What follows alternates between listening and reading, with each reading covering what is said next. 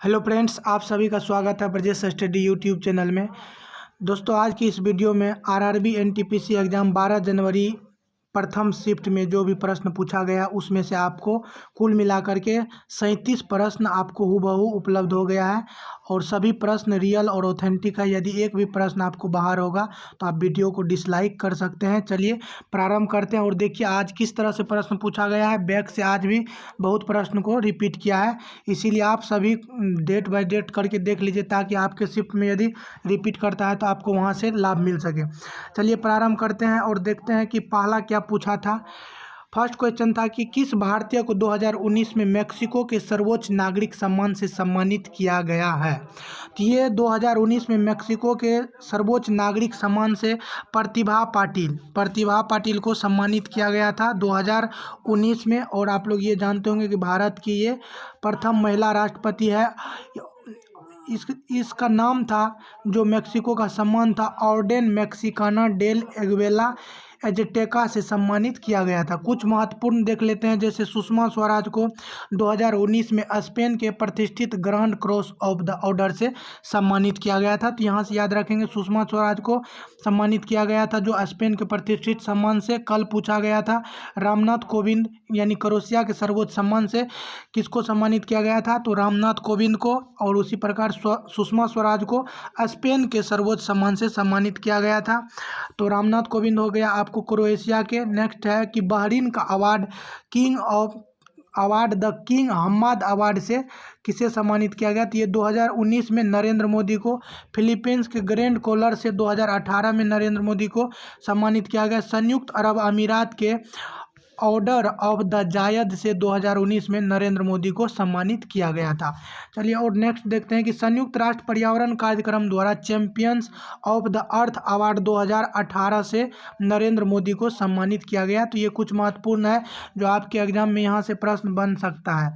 चलिए नेक्स्ट था कि किस पहली भारतीय महिला को मैन बुकर प्राइज मिला था, तो ये मैन बुकर प्राइज अरुंधति राय को 1997 ईस्वी में the God of small things के लिए दिया गया था। नेक्स्ट है कि एनआईसी की स्थापना कब हुआ था। एनआईसी की यदि बात करें तो एनआईसी का पूर्ण रूप होता है नेशनल इंफॉर्मेटिक्स सेंटर और इसकी स्थापना की गई थी 1976 ईस्वी में। पाक जलडमरूमद भारत को किस देश से अलग करता है, तो पाक जलडमरूमद भारत को श्रीलंका से अलग करती है। ये पाक जलडमरूमद, तो यहाँ से आपको ये प्रश्न पूछा गया था कि पाक जलडमरूमद किन दो राज्यों देश को अलग करता है, तो भारत श्रीलंका। यह जल संधि पूर्वोत्तर में पाक खाड़ी को दक्षिण पश्चिम में मन्नार की खाड़ी से जोड़ता है। चलिए नेक्स्ट देखते हैं कि बहुरूपी गांधी पुस्तक के लेखक कौन है। यहाँ ध्यान देंगे, पुस्तक का नाम है बहुरूपी गांधी और बहुरूपी गांधी पुस्तक के लेखक है अनुबंदोपाध्याय। और महात्मा गांधी से जुड़े कुछ पुस्तक है, माय एक्सपेरिमेंट विथ ट्रूथ, ये पुस्तक महात्मा गांधी स्वयं लिखे हैं। हिंद स्वराज या इंडियन होम रूल 1909 में लिखा गया था। ट्रूथ इज गुड, ये लिखा गया था। ईश्वर सत्य है। और स्वास्थ्य की कुंजी हेल्थ की, ये भी महात्मा गांधी के द्वारा लिखा गया बुक है। सत्याग्रह इन साउथ अफ्रीका, इस पुस्तक को लिखा गया सत्याग्रह इन साउथ अफ्रीका। ट्रस्टीशिप, ये भी लिखा गया है ट्रस्टीशिप सत्याग्रह इन साउथ अफ्रीका। ये सभी पुस्तक महात्मा गांधी के द्वारा लिखा गया। नेल्सन मंडेला ने महात्मा गांधी के बारे में कहा था कि तुमने हमें मोहनदास दिया, हमने तुम्हें इसे रचना करके महात्मा गांधी दिया। ये किसने कहा है, ये कहा है आपको, ये नेल्सन मंडेला का कहना था। जैसे भारत को कहा गया था कि आपने हमें मोहनदास दिया, हमने रचना करके आपको महात्मा गांधी दिया। तो ये आपसे पूछा जा सकता है। चलिए नेक्स्ट है कि भारत का प्रथम नाभिकीय रिएक्टर का नाम क्या है, तो इसका जो नाम है प्रथम, ये है अप्सरा। 4 अगस्त 1956 को भाभा एटॉमिक रिसर्च सेंटर के ट्राम्बे मुंबई परिसर में ये बना था। प्रथम न्यूक्लियर पावर प्लांट जो है इसका नाम है तारापुर, प्रथम न्यूक्लियर पावर प्लांट। काकोरी कांड में कौन शामिल नहीं था, तो वहाँ पर आपको ऑप्शन में था, जैसे चंद्रशेखर आजाद था, ये राम प्रसाद बिस्मिल था, भगत सिंह था, राजेंद्र लाहिड़ी था। तो आपको यहाँ पता होना चाहिए कि भगत सिंह जो है काकोरी डकैती कांड में शामिल नहीं था। 9 अगस्त 1925 को लखनऊ के काकोरी रेलवे स्टेशन से 8 down Saharanpur Lucknow passenger train को चेन खींचकर क्रांतिकारी पंडित राम प्रसाद बिस्मिल के नेतृत्व में अशफाक उल्लाह खां, पंडित चंद्रशेखर आज़ाद एवं अन्य सहयोगी की सहायता से पूरी ट्रेन को लूट लिया गया था। और ये पंडित चंद्रशेखर आज़ाद को पंडित जी के उपनाम से जाना जाता है और पंडित हरिशंकर ब्रह्मचारी के नाम से भी इनको जाना जाता है। ये कई बार पूछा गया है तो आप लोग याद रख लेंगे। और इसमें जो है आपको अशफाक उल्लाह को भी फांसी की सज़ा हुई थी। प्रथम मुस्लिम क्रांतिकारी भारतीय इतिहास में अशफाक उल्लाह है जो क्या कहते हैं फांसी की सज़ा को प्राप्त करने वाले प्रथम मुस्लिम क्रांतिकारी अशफाक उल्लाह थे। और यहाँ पर राम प्रसाद बिस्मिल के द्वारा ये कथन भी कहा गया था, प्रसिद्ध कथन है, सरफरोशी की तमन्ना अब हमारे दिल में है, देखना है जोर कितने बाजुए कातिल में है, ये भी कहा गया था। तो ये सभी आप लोग याद रखेंगे, लेकिन उसमें जो है भगत सिंह शामिल नहीं था। चलिए नेक्स्ट देखते हैं। हिंदुस्तान रिपब्लिकन एसोसिएशन के केवल 10 सदस्यों ने इस पूरी घटना को अंजाम दिया। तो कुल मिलाकर के हिंदुस्तान रिपब्लिकन एसोसिएशन HSRA जिसकी स्थापना 1928 में की गई थी, इसके कुल मिलाकर के 10 सदस्य ने पूरी घटना को अंजाम दिया। शामिल सदस्य रामप्रसाद बिस्मिल, अशफाक उल्लाह खान, राजेंद्र लाहिड़ी, चंद्रशेखर आज़ाद, मुकुंद लाल गुप्ता, ये सभी इसमें शामिल थे।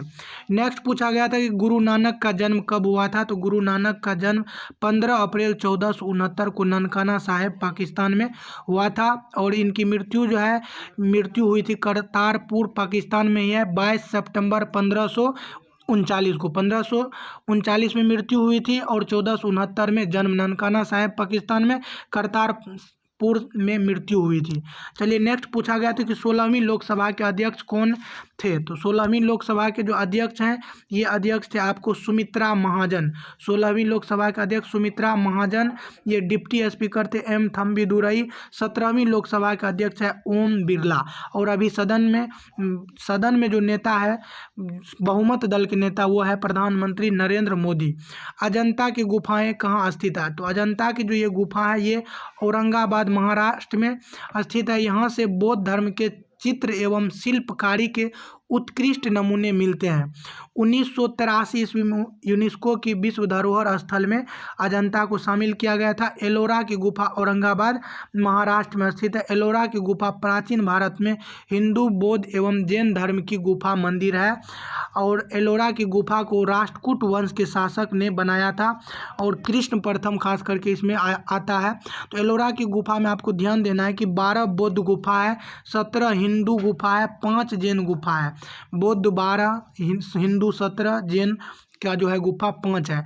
एलोरा की गुफा को घारापुरी गुफाएं भी कहा जाता है। तो ये दूसरा नाम है, आप लोग याद रखेंगे। घारापुरी गुफाएं आपको पूछा जा सकता है कहाँ है, तो आप कहेंगे महाराष्ट्र के औरंगाबाद में है। और ये अजंता की गुफा जो है ये मूल रूप से आपको गुप्त काल में बना था। तो आप ऐसे भी याद रख सकते हैं जैसे अजंता, अ मतलब नहीं, जनता मतलब जानना, अजानता मतलब नहीं जानता। तो नहीं जानता इसका मतलब ये गुप्त है। तो यहाँ से आप लोग याद रख सकते हैं अजंता की गुफा गुप्त काल में बना था। सरिस्का राष्ट्रीय उद्यान किस राज्य में, ये प्रश्न आज पूछा गया था। तो सरिस्का राष्ट्रीय उद्यान जो है आपको ये कहाँ स्थित है, राजस्थान के अलवर जिला में सरिस्का स्थित है। द एशियाटिक सोसाइटी की स्थापना पूछा गया था कि विलियम जोन्स के द्वारा द एशियाटिक सोसाइटी की स्थापना कब की गई थी। तो 15 जनवरी 1784 को कोलकाता में स्थापना किया गया था और कोलकाता स्थित फोर्ट विलियम में की गई थी। तो फोर्ट विलियम भी पूछा जाता है कई बार, ये कहाँ स्थित है। तो ये फोर्ट विलियम का जो किला है ये कहाँ स्थित है, ये भी कोलकाता में। मोपला विद्रोह कब हुआ था।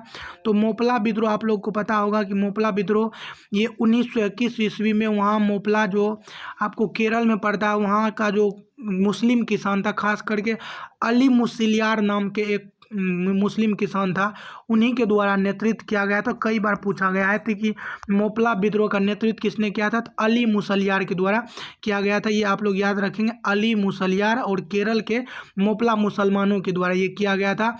और एक महत्वपूर्ण उपन्यास है मोपला उपन्यास, नाम है मोपला उपन्यास, यानी मोपला नामक एक पुस्तक कह सकते हैं। मोपल्या नामक पुस्तक के लेखक कौन है? तो ये है विनायक दामोदर सावरकर। इनके बारे में आप लोग जानते होंगे कि ये BD सावरकर है, विनायक दामोदर सावरकर। 1857 के क्रांति को इन्होंने कहा था कि ये भारत का प्रथम स्वतंत्रता संग्राम है। चलिए नेक्स्ट देखते हैं, हम्पी किस हेरिटेज साइट में शामिल है? तो हम्पी जो आपको शामिल है ये यूनेस्को वर्ल्ड हेरिटेज साइट में शामिल है। तो ये हम्पी कहाँ है? ये आपको कर्नाटक में स्थित है। चलिए नेक्स्ट पूछा गया था WWWC, W3C, यहाँ ध्यान देंगे आप लोग WWW का नाम जानते होंगे, वर्ल्ड वाइड वेब होता है, लेकिन आज जो पूछा गया तो इसी में कुछ खास करके एक्स्ट्रा कर दिया, WWWC यानी W3C। तो इसका फुल फॉर्म होता है वर्ल्ड वाइड वेब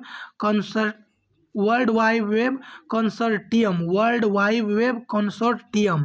तो ये आप याद रख लेंगे। चलिए नेक्स्ट है, विश्व व्यापार संगठन की स्थापना, वर्ल्ड ट्रेड ऑर्गेनाइजेशन WTO की स्थापना कब की गई थी? तो ये 1 जनवरी 1995। इससे पहले इसका नाम गेट था, GATT, GATT, general agreement trade and tariff. GATT का फुल फॉर्म होता है, कई बार पूछा गया है। तो ये गेट जो है WTO, तो WTO की स्थापना 1995 ईस्वी में किया गया था और सदस्य देशों की संख्या 164 है और इसका जो मुख्यालय है जेनेवा स्विट्जरलैंड में स्थित है।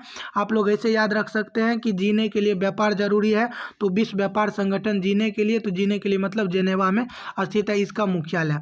MRTP एक्ट 1969 का फुल फॉर्म क्या है ये पूछा गया था, MRTP। तो यहाँ ध्यान देंगे आप, Monopolies and restrictive Trade Practices Act 1969 Dutt समिति की सिफारिश के आधार पर ये लागू किया गया था। ये बिल्कुल नया प्रश्न है। MRTP एक्ट का full form monopolies and restrictive trade practices act 1969 Dutt समिति की सिफारिश पर लागू किया गया था। भारत पर नादिर शाह ने आक्रमण कब किया था? तो आप ध्यान देंगे, भारत पर 24 फरवरी 1739 को करनाल युद्ध, इसे करनाल युद्ध भी कहा जाता है। नादिर शाह, आपसे यहाँ पर डायरेक्ट ऐसे पूछा जाएगा कि करनाल युद्ध कब हुआ था? तो 1739 में किन के बीच हुआ था? तो नादिर शाह और मोहम्मद शाह के बीच में हुआ था। और नादिर शाह एवं मुगल शासक मोहम्मद शाह के मध्य इस युद्ध हुआ था, जिसमें मुगल की पराजय हुई थी और नादिर शाह को ईरान का नेपोलियन कहा जाता है।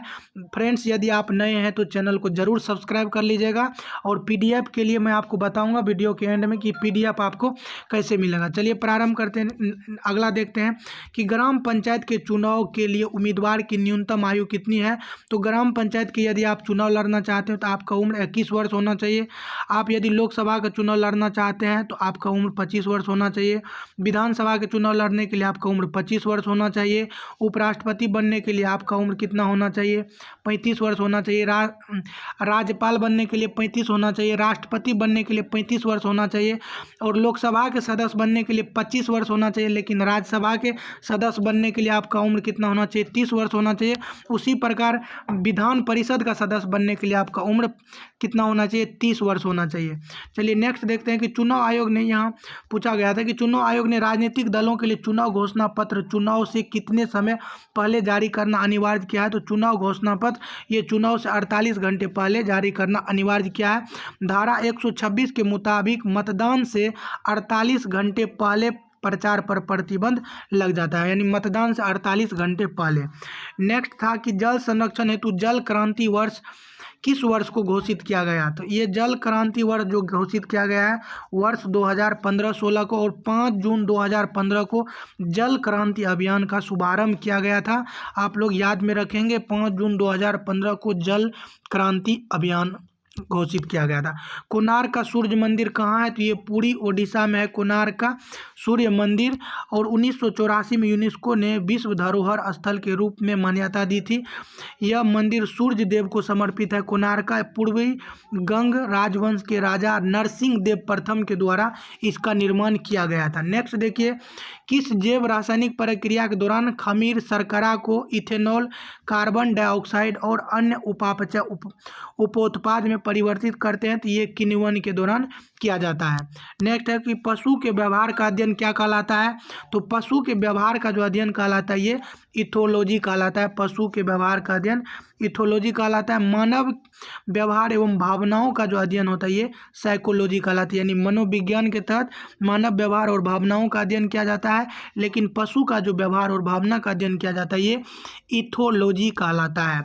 समुद्र का सबसे बड़ा स्थान चैलेंजर गर्त जो है ये कहाँ स्थित है, पश्चिमी प्रशांत महासागर के मरियाना द्वीप समूह के मरियाना गर्त में ये स्थित है, दक्षिणी छोर पर। नेक्स्ट था कि ऑपरेटिंग सिस्टम। ऑपरेटिंग सिस्टम क्या है, तो यहाँ ऑपरेटिंग सिस्टम का आपको डिफिनेशन पूछ लिया गया था कि क्या है। तो ऑपरेटिंग सिस्टम यूजर्स तथा कंप्यूटर सिस्टम के बीच मध्यस्थता का जो है आपको ये ध्यान देंगे आप लोग, मध्यस्थता का कार्य करता है, जो हमारे निर्देशों को कंप्यूटर में प्रोसेस करता है एवं ऑपरेटिंग सिस्टम के द्वारा अन्य सॉफ्टवेयर प्रोग्राम तथा हार्डवेयर को संचालन करता है। तो ये इसका परिभाषा है, आप लोग इसे ध्यान में जरूर रखेंगे। आधुनिक मरकरी थर्मामीटर के आविष्कारक कौन है, तो ये जो है डेनियल फेरेनहाइट, जो 1714 में आविष्कार किया था, डेनियल फेरेनहाइट। नेक्स्ट देखिए, कोई बिल अधिनियम बनने के लिए अंतिम चरण क्या है, यानी कानून बनने के लिए अंतिम चरण क्या है, तो जब राष्ट्रपति की मुहर लग जाता है तो कोई भी बिल ये क्या बन जाता है, कानून बन जाता है। छिपे हुए प्रजनन अंग वाले पौधे को क्या कहते हैं, तो छिपे हुए प्रजनन अंग वाले पौधे को क्या कहते हैं, क्रिप्टोगेम्स कहते हैं। क्रिप्टोगेम्स एक ऐसा पौधा है जो फूलों एवं या बीजों के बिना भी जानवरों द्वारा प्रदान किया जाता है। चलिए नेक्स्ट देखते हैं कि राष्ट्रीय जलमार्ग संख्या 1 की लंबाई आज पूछा गया था। तो राष्ट्रीय जलमार्ग संख्या 1 की लंबाई आपको है कुल मिलाकर के 1620 किलोमीटर। यह प्रयागराज एवं हल्दिया को जोड़ता है, प्रयागराज से हल्दिया के बीच, यानी इलाहाबाद से हल्दिया के बीच। यह गंगा भागीरथी हुगली नदी से होकर जाती है। राष्ट्रीय जलमार्ग संख्या 2 सदिया से धुबरी को जोड़ता है, 891 किलोमीटर है। और ये प्रश्न पूछा गया था कि राष्ट्रीय जलमार्ग संख्या 2 किस नदी से होकर निकलती है, तो ये आपको ब्रह्मपुत्रा नदी से निकलती है। भारतीय अंतर्देशीय जलमार्ग प्राधिकरण 27 अक्टूबर 1986 को स्थापित की गई थी। तो 1986 में आप याद रखेंगे अंतर्देशीय जलमार्ग प्राधिकरण की स्थापना हुई थी। न्यूक्लियर रिएक्टर या पावर प्लांट का क्या दोष है, तो यहाँ क्या दोष है, तो इसका दोष है कि भंडारण करने में कठिनाई होती है और निष्कासन में भी कुछ कठिनाई होती है। तो ये दो इसका क्या है, दोष है। चलिए नेक्स्ट देखिए कि छोटी आंत में उंगली नुमा संरचना या परवर्ध क्या कहलाती थी, ये अंकुर कहलाती है या भीली कहलाती है। अंकुर या भीली, आपको ये छोटी आंत में उंगली नुमा संरचना है। कौन सा देश पहले यूएसएसआर का भाग नहीं था, तो यहाँ पर ध्यान देंगे आप, ये फिनलैंड इसका भाग नहीं है। यूएसएसआर जो है सोवियत संघ रूस को कहा जाता है, यानी union of Soviet socialist Republic, यानी सोवियत संघ रूस। तो इसमें आप ध्यान देंगे कि कौन कौन सा देश है जो इसमें शामिल है, तो आप यहाँ ध्यान दीजिए जो यूएसएसआर में शामिल है, क्योंकि आने वाला शिफ्ट में हो सकता है आपको यहाँ से प्रश्न मिल जाए। Moldova, Estonia, Latvia, Kazakhstan, Kyrgyzstan, Tajikistan, Turkmenistan, Uzbekistan, Lithuania, रूस, आर्मेनिया, अजरबैजान, जॉर्जिया और यूक्रेन, ये सभी आपको यूएसएसआर में शामिल है। आप इसे ठीक से देख लेंगे और यह नहीं होगा तो आप नोट भी कर सकते हैं। Kazakhstan, Kyrgyzstan, Tajikistan, Turkmenistan, Uzbekistan, Lithuania, रूस, आर्मेनिया, अजरबैजान, जॉर्जिया और यूक्रेन, ये सभी यूएसएसआर में शामिल है। नेक्स्ट था कि एमएस एक्सेल में बिना कॉपी किए करंट सेल से डाटा को राइट सेल में पेस्ट करने के लिए क्या कहते हैं, तो आपको ध्यान देना है। जैसे आपको मान लीजिए कि यहाँ कुछ लिखा हुआ है, जैसे लाइक लिखा हुआ है, तो आपको इसे राइट सेल में ले जाना है, इसमें ले जाना है। तो आप कंट्रोल के साथ आर को दबाएंगे तो राइट में चला जाएगा। लेफ्ट में ले जाना है तो कंट्रोल प्लस एल दबाएंगे। डाउन में ले जाना है तो कंट्रोल प्लस एल दबाएंगे तो ये वहाँ चला जाएगा बिना कॉपी किए हुए। तो इसीलिए इसका सही जवाब हो जाएगा कंट्रोल प्लस आर। यहाँ पर आपको पेस्ट करने की कोई ज़रूरत नहीं है। जॉर्ज पंचम के भारत आगमन पर इंडो सारा सैनिक शैली में किस स्मारक का निर्माण हुआ था, तो ये गेटवे ऑफ इंडिया है और स्थापना किया गया था 1911 ईस्वी में। 2019 नववर्ष के दिन विद्यार्थियों के साथ संवाद की कार्यक्रम किसने चलाया था, तो ये इसरो के द्वारा किया गया था और इसरो की स्थापना 15 अगस्त 1969 को किया गया था। मुख्यालय बेंगलुरु में है। इंडियन स्पेस रिसर्च ऑर्गेनाइजेशन इसका फुल फॉर्म होता है, तो आप लोग याद रखेंगे। चलिए नेक्स्ट देखिए। नेक्स्ट था कि जब सरकार अपने कुल स्टॉक के 50% से कम सार्वजनिक उद्यम की अपनी इक्विटी का एक हिस्सा भेजती है तो उसे क्या कहते हैं? तो इसे विनिवेश कहा जाता है, विनिवेश कहा जाता है। दक्षिण गंगोत्री पर डाटा कलेक्ट करने हेतु क्या भेजा गया? तो इसका सही जवाब नहीं मिल पाया है। और यहाँ पर जैसे दक्षिण गंगोत्री के बारे में कुछ महत्वपूर्ण फैक्ट्स है, आप देख लीजिए कि भारत ने 1984 में अंटार्कटिका में दक्षिण गंगोत्री नाम से अपना पहला स्टेशन स्थापित किया था। हिमाद्री नाम से दूसरा रिसर्च स्टेशन 2008 में, और अंटार्कटिका में भारत द्वारा स्थापित तीसरा अनुसंधान केंद्र भारती की स्थापना 2012 में किया गया था। तो ये आप इस सभी को याद रखेंगे। 1984 में दक्षिण गंगोत्री के नाम से, और हिमाद्री के नाम से 2008 में, और अंटार्कटिका के में जो है भारती के नाम से 2012 में स्थापित किया गया था। इसी के साथ ये कंप्लीट हुआ। फिर मैं आपको ये दूसरा शिफ्ट का जो द्वितीय पाली में जो भी प्रश्न होगा इसका वीडियो लेकर के कल सुबह 8 बजे तक आऊँगा। तब तक के लिए जय हिंद, जय युवा।